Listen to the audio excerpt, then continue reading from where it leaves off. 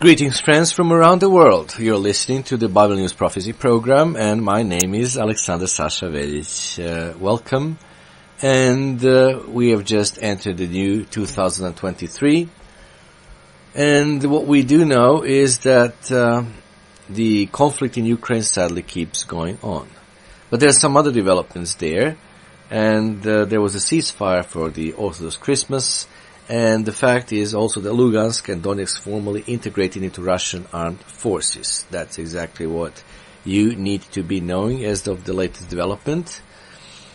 So the thing is that Russia declared a unilateral ceasefire for Orthodox Christmas, which ran until January 7th, 2023. Moscow was accusing Ukrainian front lines of unleashing fresh shelling on Russian forces hours into the ceasefire, and Russia said that Ukraine was shelling Russian military positions during a 36-hour ceasefire, which Kiev and its allies have dismissed as a sham. Now, you may consider, why was this ceasefire declared? Well, the Russian President Vladimir Putin, considering that Christmas is considered the one of the greatest holidays of Christianity, he declared the ceasefire for the sake of religious observance or some kind of respect for that religious holiday. The Russian Defense Ministry said its positions had come under attack in the Lugansk, Donetsk and Zaporozhye regions, but that its troops were observing the ceasefire. 4 mortar shells were fired at Russian positions by the armed forces of Ukraine in the direction of Liman, it was said from the Russian sources. Ukraine's leadership had already essentially said it didn't want to respect the ceasefire, calling it a cynical ploy. Western countries had on Thursday dismissed it when it was first unveiled by Putin, starting with Germany and then US and so on. Russian state media last Friday announced that at noon today the ceasefire regime came into force on the entire contact line. According to the national broadcaster Channel 1, it will continue until the end of January the 7th. Now, in other military matters in that region, please notice the following. On January 6, 2023, it was announced by the UK media that militias from Lugansk People's Republic and Donetsk People's Republic were formally integrated into the Russian armed forces on 31st December 2022. That was the British Defense Ministry who said it on Friday in its update on the Russian invasion of Ukraine, and he posted it on Twitter. Now, Luhansk and Donetsk are both internationally recognized as being part of Ukraine. However, Russia claims that Luhansk National Republic and Donetsk National People's Republic, that is, are intrinsic parts of the Russian Federation following the fixed accession referendums of September 2022, said the Russian ministry. In addition, Russia has discreetly controlled both since 2014, creating the DNR's 1st Army Corps and LNR 2nd Army Corps and supporting them with Russian military officers, which of course was provoked by the constant shelling by Zelensky's Ukraine-controlled Ukrainian forces that were constantly shelling the Lugansk and Donetsk, which are basically parts of Ukraine populated by ethnic Russians. Those areas in the past used to be Russian territory, but during the communist era of the USSR, the communists unilaterally, without any real reason, separated those areas from Russia and the Russian homeland and gave them over to Ukraine. Anyway, the status and identities of the Donetsk and Lugansk likely remain divisive within the Russian system. Even before the February 2022 invasion, these territories represented a significant drain on Russian finances, the British Defense Ministry said. Now the Kremlin has overtly committed to supporting them. They will likely constitute a large political, diplomatic and financial cost for Russia, which will last well beyond the current phase of the conflict. Meanwhile, the United States will send 50 Bradley fighting vehicles to Ukraine as a part of a new round of military aid to Kiev, 2 defense officials told the Voice of America. Now, as I already mentioned, the Russian president ordered Russian troops to stop attacks for a day and a half on the neighboring country, starting at noon Friday. The Kremlin said the noon Friday was Friday night was the Christmas Eve, Christmas Orthodox Eve, and many Orthodox Christians, including those living in Russia and Ukraine, celebrate Christmas on January 6th and January 7th. Patriarch Kirill of Moscow, head of the Russian Orthodox Church and a supporter for Putin's invasion of Ukraine, called on Thursday for both sides of the war in Ukraine to observe a Christmas truce. But the Kiev government dismissed it as hypocrisy and a cynical trap, and Ryder also expressed skepticism. Now, from all the news we are having from the January 6th and 7th, I just need to caution you, our listeners, that you should not believe the incessant US government and media propaganda about Ukraine, because Ukraine is not winning the war. In fact, Ukraine is losing badly. But wait, hasn't the news been talking up Ukrainian gains in recent months while Russia is retreating and being badly beaten? Well, that's the mainstream, pro-Ukrainian narrative. Here is the reality. Most of the Ukrainian gains were against lightly defended positions that the Russians quickly abandoned because they were not worth fighting to defend.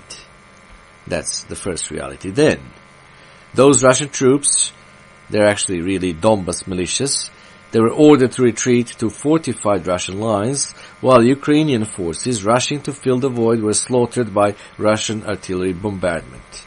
Most people think of war in terms of territory, but if you lose territory, it must mean that you're losing the war. But friends, it's not always that simple. The Russians have got strategy. The Russians will willingly cede territory in order to fight again at a later time under more favorable circumstances. They'll simply retake it when the terms favor them. They're not primarily concerned about the territory per se. The primary Russian objective is to grind down and destroy the Ukrainian armed forces and the Ukrainian regime, which they labeled as Nazi. And if the Ukrainians want to keep hurling themselves against Russian positions in order to recapture land and score a propaganda coup, that's fine with the Russians. They'll just grind the attacking forces down with heavy artillery fire. Artillery kills far more people in war than bullets or bombs. And despite Ukrainian government claims, the best intelligence says Russia is presently enjoying an 8 to 10 against 1 casualty rate. In other words, Russia is inflicting 8 to 10 casualties on Ukraine for every casualty it is suffering. That kind of ratio isn't sustainable for Ukraine. So that's the reality. And the other reality is Russia prepares to lower the boom on Ukraine, dear friends. And I think you should hear that in this broadcast. Because meanwhile, Russia has reinforced its position within 300,000 or more fresh troops, about 30 divisions, who are rested and resupplied. That is in addition to the number of troops already in Ukraine, or rather to say in the areas populated by the ethnic Russians in Ukraine. Now, evidence indicates they are backed by at least 1,500 tanks, 5,000 armored fighting vehicles, 1,000 rocket artillery systems, hundreds of fixed-wing aircrafts and helicopters, plus thousands of tactical ballistic missiles, cruise missiles, and drones. Putin believed that the special military operation would tell Kiev and Washington that Russia was serious about enforcing its red lines in Ukraine, that it was willing to use force. But he thought his show of force would bring them to the negotiating table. Well, sadly, he badly miscalculated because people are already tired of this war and they just want this to end as soon as possible. Rather than bring Kiev and Washington to the negotiating table, they resolved to aggressively defend Ukraine. Russia's ill-prepared forces were pushed back and routed in many instances. That said, the integration of the militaries of those in Donetsk and Lugansk is consistent with what we have all long expected and written about. For nearly a decade, many in the Donbas region have called for Russia to defend and annex them. Indeed, and here is something that you can find from writing of Bob Thiel. Russian forces storm Ukraine bases in Crimea and residents of Donetsk take to the streets calling for a vote to join Russia. That was written in March 22nd, 2014. And here is, I'm reading this excerpt from that. Russia is moving forward with its plans and Vladimir Putin is taking steps to make his hoped for Euro-Asian Union a reality. I'm certain, writes Bob Thiel, back in 2014, that he would as much of Ukraine as he can get. He will take as much as Ukraine he can get. He wants all of it and must be pleased that Donetsk wants to vote to join Russia. Vladimir Putin wants Ukraine to influence, dominate, and ultimately control. He is repeatedly taking steps in order to increase Russian influence there. As far as how it will ultimately end, that is not impossible to predict. The Bible tells of the rise of the European beast power and the Euro-Asian power. Ukraine is geographically in the middle of that. Some or much of Ukraine will likely temporarily align with the European power. Even Russia appears prophesied to cooperate with it for some time, per Revelation 13 verse 4 and verse 8. The historian Herodotus claimed that there were 6 different tribes or families of Medes. They are mentioned also in the Bible in biblical prophecy. Herodotus identified the tribes of the Medes as Busi, Prataseni or Paratakeni, Struhates, Arizanti, Budi, and the Magi. And you can find it in Herodotus, a new and little version with a geographical and general index by Henry Carey. Its history is Book 1, Chapter 101. Translated by Henry Carey, published by Harper, 1896, original from the University of Virginia, digitized in January 23, 2009, page 46. Now, some of the Russians themselves appear to have been from the Medes. You can notice that from the history, because today the people who constituted the empire of the Medes may be found in Western Russia, specifically the Ukraine and Volhynia. This was written by the Craig White, The Great German Nation, Origins and Destiny, published by Authors House, 2007, page 285. But how are we to explain the name Russia? Asked this author. Well, the old-fashioned view was to derive the word from the Roxolani. This, however, has long been abandoned. One thing is certain, namely, that these Roxolani were of Oriental descent, a Medic or Iranic tribe. They disappear from history, having, like so many other tribes, as for instance the Pechenes and the Khazars, been swallowed up by the huge waves of immigration which overflowed the country. There are many disputes among academics as to who derived from whom, and thus it is completely clear, for example, that Roxolani were Medes who went to Russia. Now, the Bible has several end-time prophecies concerning the Medes, one in Isaiah 13, verse 17 through 19, several prophecies about the kings of the Medes in Jeremiah 51:11 and 51 verse 28 and 29 that involve military action and point to Russian involvement. You can find it in Jeremiah 50 verse 41, 40 through 43, the book of Daniel chapter 11 verse 44. Various ones in Crimea, Donetsk, Lugansk, Russia, and elsewhere are part of the descendants of the Medes, as likely are some in Moldova and perhaps elsewhere.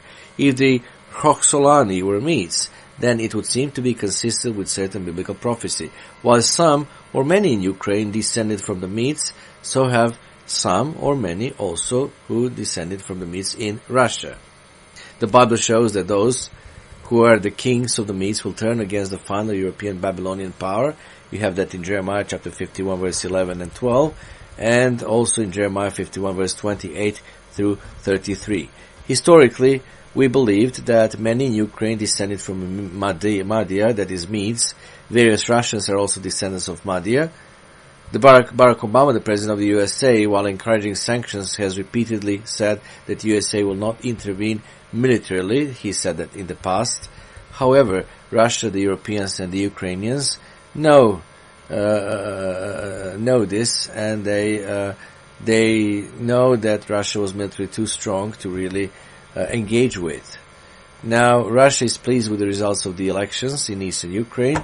Russia is attempting to figure out how to best handle this. And in our view, while Russia does have some concerns about the Western sanctions, it really is trying to figure out how to get the public in eastern Ukraine and Moldova on its side. And for more, you can find more information on our internet site, BibleNewsProphecy.net. Until next time, goodbye, friends.